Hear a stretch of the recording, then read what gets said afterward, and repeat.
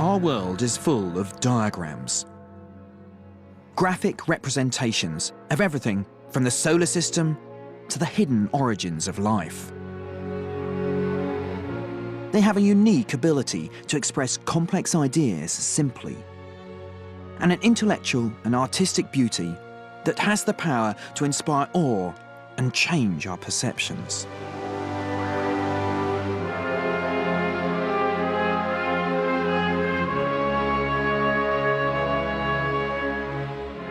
In 1543, a diagram drawn by an obscure but highly educated Polish cleric revealed to the world an idea that was truly revolutionary.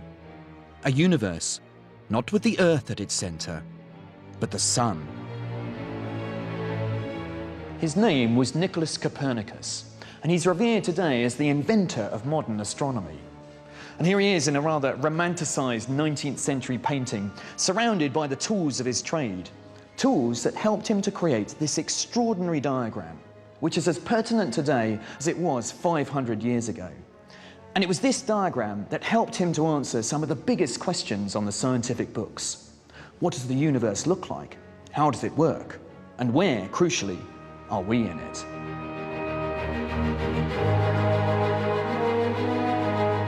In his own time, his concept was an offence against every cherished belief of the age. An offence against learning, against the past, against the Bible. It took the world 150 years to accept his revolutionary ideas, and by then the world had all but forgotten who he was. His diagram revealed the solar system as we know it. Once it was drawn, our sense of our place in the cosmos would never be the same again.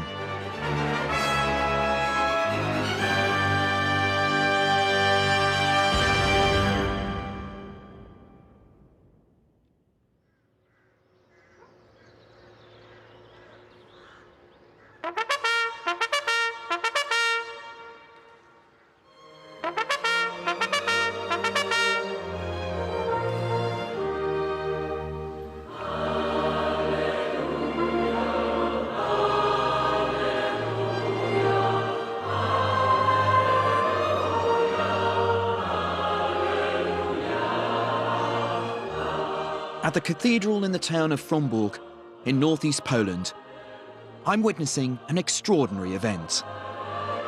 An elaborate funeral marking the end of a 200-year search for the remains of a Polish churchman and scientist who was originally buried here in an unmarked grave in 1543. The remains are those of Nicholas Copernicus. Well, this is a pretty amazing event for the locals here, but also for everyone else. There are historians, astronomers, physicists and mathematicians from all over the world, and they come here to see the final formal laying to rest of a man who died nearly 500 years ago. An unsung hero who pretty much invented modern astronomy and started the scientific revolution.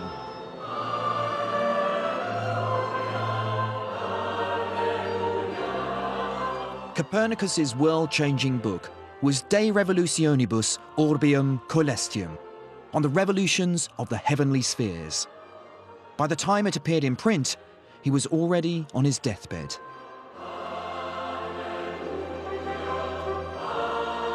At a time when science, the Bible, and plain common sense all agreed that the Earth was static at the centre of the cosmos, Copernicus dared to say different. His was a dangerous idea, one that threatened the very foundations of Western thought itself.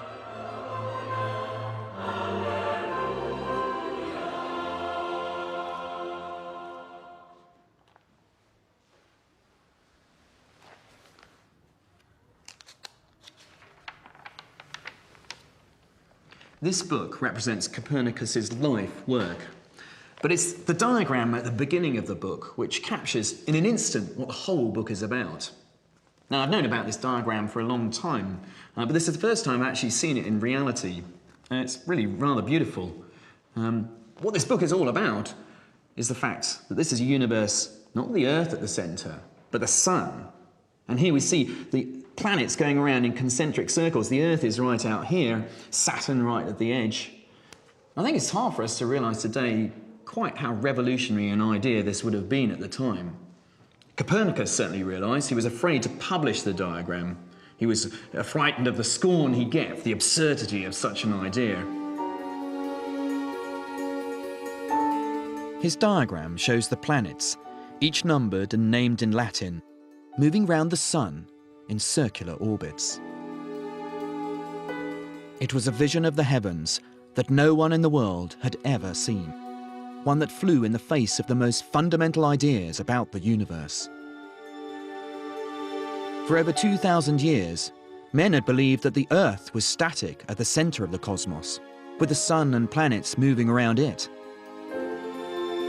To try to prove otherwise was an act of madness and heresy rolled into one. You can see Copernicus in action. There are lots of little crossings out, just like the crossings out I do in my own work. There are tables here are still waiting for data to be put into them. And he's even drawn a little meteor at the top of this page here. It's really beautiful. And you can see just full of calculations that Copernicus was making at a time when he didn't have a computer to help him out with it all. And it's just beautiful the way he's written his manuscript around the diagram itself. So there it is, the first surviving diagram in human history that puts the Sun at the centre of the universe. Copernicus had sown the seed of what we now know as the heliocentric system. But he wasn't the first man to think about it. The Greeks had toyed with the idea. One of them, Aristarchus, seems to have taken it seriously and suffered ridicule as a result for pursuing an idea that flew in the face of accepted reason. Copernicus would devote his life to what seemed like an impossible theory, a heliocentric universe in which the Earth was both spinning and orbiting the Sun at high speed. Oh, and I wonder whether you could explain to me what you think the power of that diagram that Copernicus drew in the book. The really greatest scientists are ones who are unifiers. And what Copernicus is doing is unifying the planetary system. You can say he invented the solar system. Why was Copernicus reluctant to publish? He said that he was afraid of being laughed off the stage. And I wondered, how did he say that in Latin? And the Latin word is explodendum. Who would have guessed that the original meaning of the word explode is to be hissed or booed off the stage? He was afraid that people would consider it too ridiculous. Why do you think Copernicus felt the need to challenge the status quo? After all, there had been a pretty good explanation of how the planets worked. If you just wanted to make predictions of where you would find the planets in the sky, the Ptolemaic system was working well enough. Actually, what Copernicus did was not to make it much more accurate, but he paved the way for a much more accurate system. Now, it seems such a natural idea to us. Why do people just find it difficult to accept this, even scientists? Well, Copernicus, I think, really believed the cosmos was made that way, but for most people, it was just plain silly. A ridiculous idea. Why? Because if the Earth is spinning around every 24 hours, why don't people just fly off? We now know that the Earth spins at 1,000 miles an hour, and that it orbits the Sun at a staggering 18 miles a second.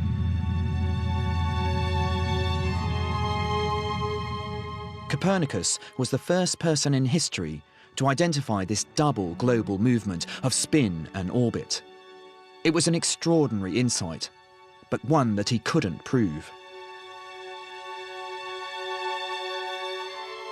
It took Newton's discovery of gravity to explain why we don't fly off. But that was over 140 years after Copernicus died. So his apparently simple diagram posed seemingly unanswerable questions. Even worse, it contradicted one of the greatest scientists of the classical past, the Roman astronomer Ptolemy. This is the so-called geocentric universe as proposed by Claudius Ptolemy. It has the Earth static at the centre of the universe, and the other planets and the Sun as well are moving around the Earth. I think in this diagram you really get the idea of the Earth at the centre of the universe.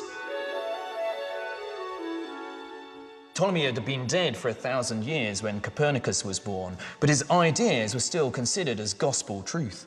At universities across Europe, from here in Oxford through to Warsaw, students and scholars and professors would learn that this was their model of the universe. Above all, this is what they regarded as the truth.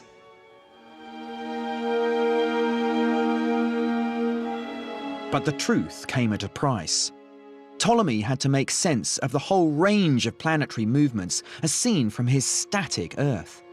To do it, he was forced to invent complex loop-the-loop orbits that he called epicycles. For Copernicus, the Ptolemaic system was too complex, too cumbersome. Planetary orbits, he was convinced, should be simple and circular, harmonious and beautiful. In my old Oxford college, Wadham, I'm meeting a historian with a keen understanding of just how difficult a challenge Copernicus faced. Dr. Alan Chapman. First of all, let's face it, forget all we know about the last 500 years of astronomy. Do we seem to be flying through space at 18 miles a second? Why, when you drop an object, does it fall straight down rather than flying off into the air? Common sense and experience said the Earth was fixed in the centre of the universe. Also, too, not only do you have Ptolemy, you have the philosophy of Aristotle. And what Aristotle had was a whole system of physics, explaining the weather, explaining meteorological phenomena, comets, all kinds of things. And Aristotle's system was based entirely on an Earth-centered system. So in other words, if you lost your cosmology, if you abandoned Ptolemy and threw him out of the window and said the Earth is spinning in space, you lost all the physics of Aristotle as well. And so really, all you get with the Copernican theory is one thing. You explain the planetary retrogrades more simply than with epicycles, but for that, you lose the rest of classical physics. And so to most people, it was hardly a trade-off. But it wasn't just the Ptolemy-loving world of scholars that Copernicus had to worry about. It was also the much more powerful world of the Church. The Bible made it clear, in Psalm 93, that Ptolemy was right. "Thou hast fixed the earth, immovable and firm," it reads. To undermine Scripture was heresy. This would have been alarming enough for any Christian scholar in Europe. But what made these theological objections even tougher and more dangerous for Copernicus was the fact that he was a canon looking after one of the altars in this very cathedral in Fromberg. Inside here, he was a man of faith who couldn't countenance publishing such an extraordinary new idea. Out there, however, he was a mathematician, and he couldn't leave the idea alone.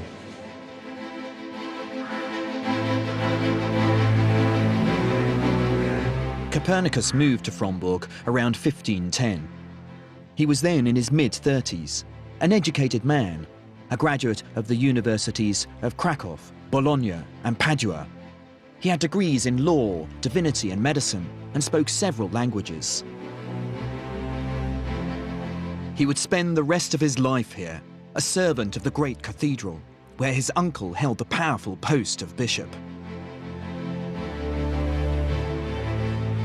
But just across the courtyard from the cathedral is the building that represented his other life, the tower where he carried out his revolutionary work so radical he was afraid to publish it.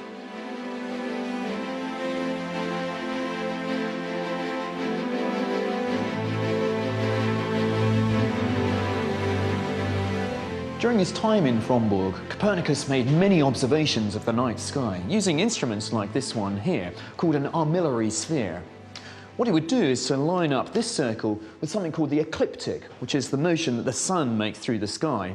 And then he would use these other circles to line up the planets and measure their changing angles as they move.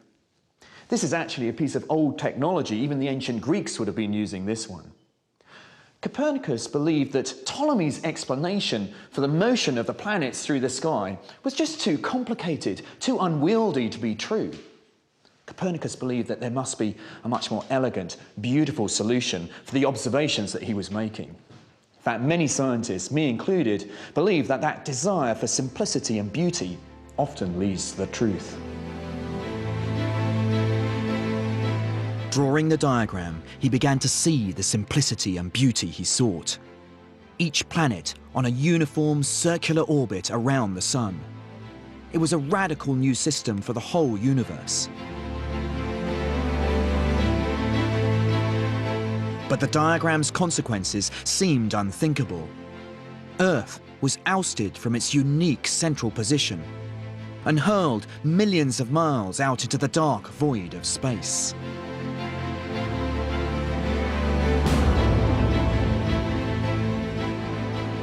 And even if it was right, how could he ever prove it? His manuscript reveals what he went through to try to do it.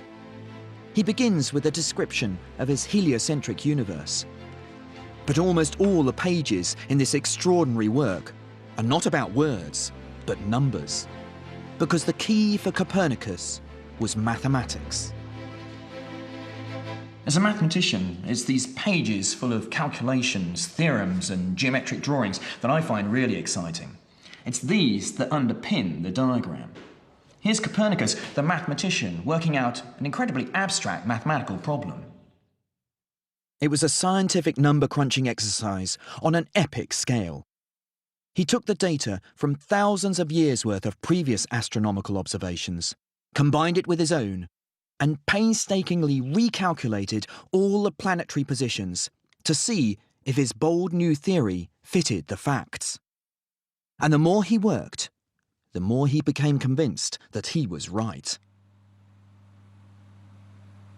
Pedro, as a cosmologist, how accurate is Copernicus's diagram of a model of the solar system today? Well, it's still pretty accurate. We know that there's another planet out here, Neptune, but it looks very much like this. I mean, of course, the distances aren't exactly right, but the orbits are pretty circular. What's your sense of the scale of Copernicus's achievement in actually producing this diagram 500 years ago? I think it's incredible. I mean, I think it basically kick-started a chain of events which pushed us into being able to do what we do today. He pointed out that we're not at the centre of the solar system, but we now know that the solar system isn't even at the centre of the galaxy, what we know is the Milky Way. It's about 24,000 light years away from the centre. And our galaxy is one of many billions of galaxies in the universe. So we're pretty insignificant in the grand scheme of things. Isn't it quite striking that, you know, in our very modern age, that we're still coming back to this, 500-year-old diagram as our picture of our solar system? Well, it's fascinating because, it's right. So, if you sit in front of your child, you will draw this. If they want to explain the solar system, this is what you'll draw. If we ask an adult, can you describe the solar system, this is what they'll draw. So I think this is a wonderful piece of information. It's a wonderful diagram.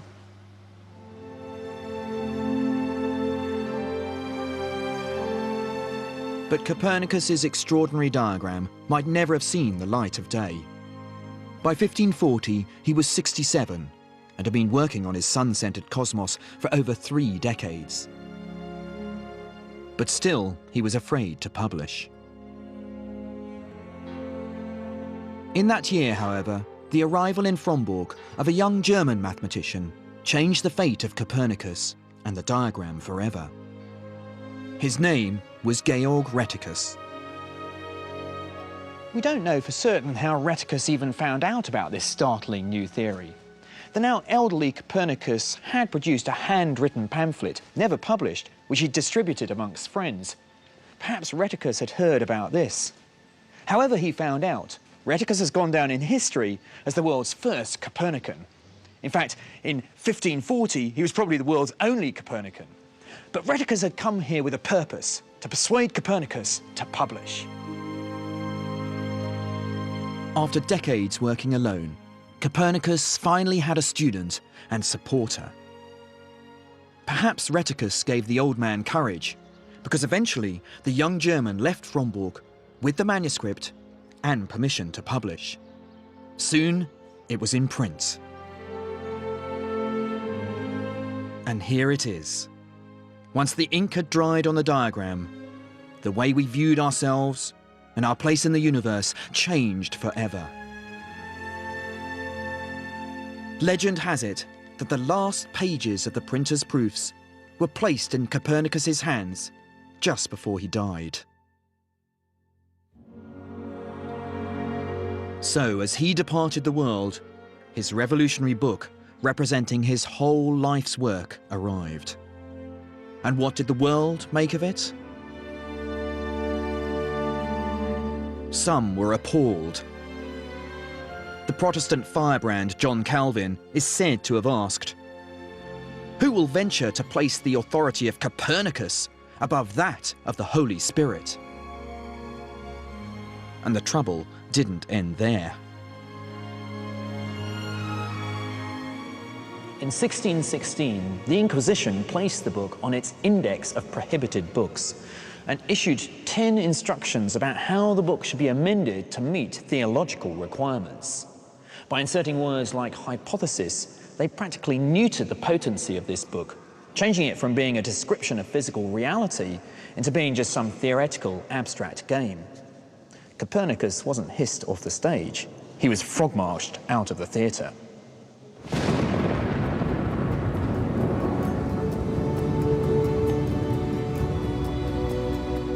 His early supporters, among them the great scientist Galileo, found themselves in hot water.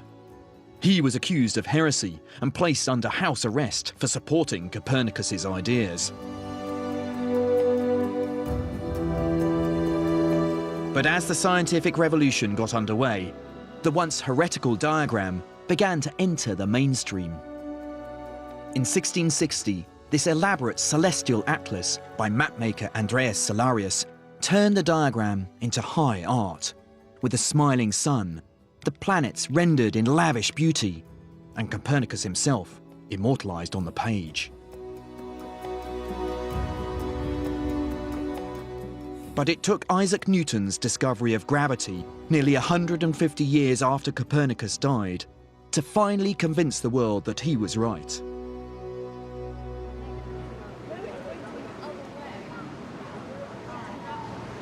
We're now so attuned to the Copernican system that we don't even think about it.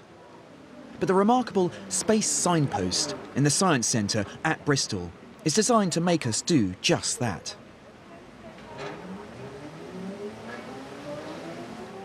Using state-of-the-art technology, it tracks the rapidly changing distances between Earth and the planets in real time. Physicist Dr. Adam Nyman designed the signpost 10 years ago as a combination of scientific instrument and conceptual art. The project originally was called Welcome to the Neighbourhood. That was the idea. That's nice. So that sort of captures that sense that Copernicus did with his diagram, that we aren't at the centre of things, we're a little neighbourhood and here are the planets. So. Yeah. I think one of the things that Copernicus's diagram shows us is that we can feel at home in our solar system, and that's what Space Signpost is trying to do. So, and how would you say that it helps us understand, for example, Copernicus's idea of that we're not at the centre of things? One interesting way it does that is, I can demonstrate, if I select Pluto, you'll see that the signpost will move round. Right, yeah. And it will point to Pluto. Yeah. And you'll see what happens is it's pointing below the horizon, it's pointing straight into the Earth. It's pointing at me. People expect space to be up.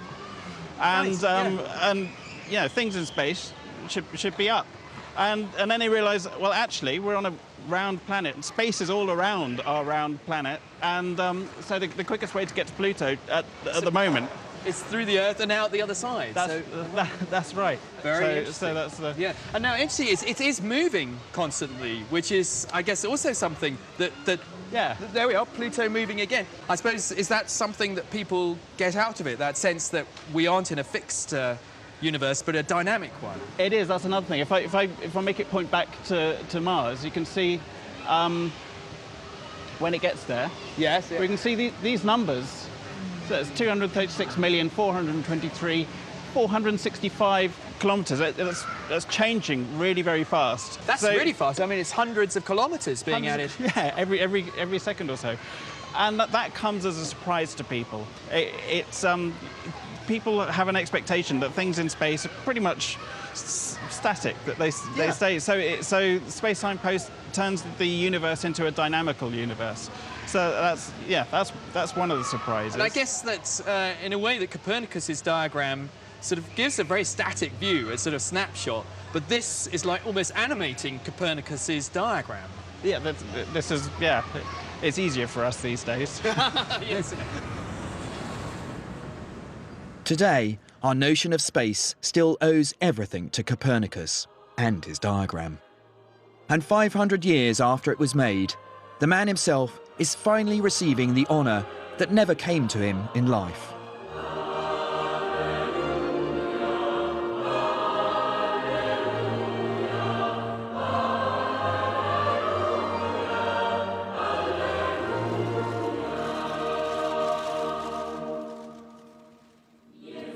He was originally buried in the cathedral here in Frombork in 1543, the very year his revolutionary diagram was first published.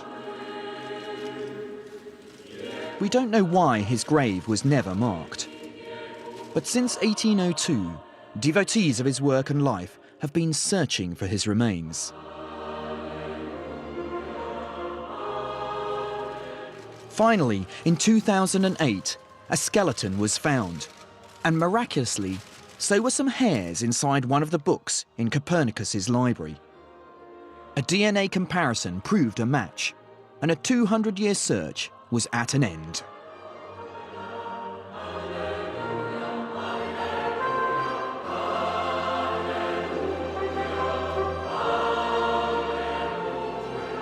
His story really comes full circle here at his grave in Frombork.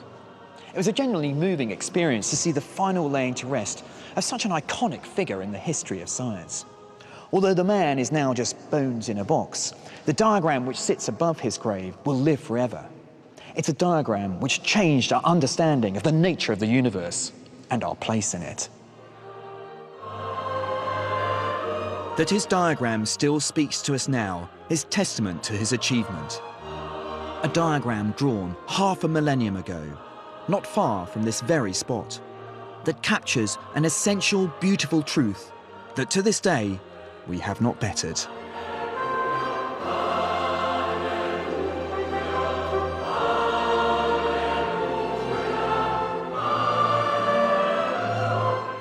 Coming up next this evening here on BBC HD, double comedy with Reggie Perrin, followed by Him and Her. And then at 11:30, it's Ancient Worlds.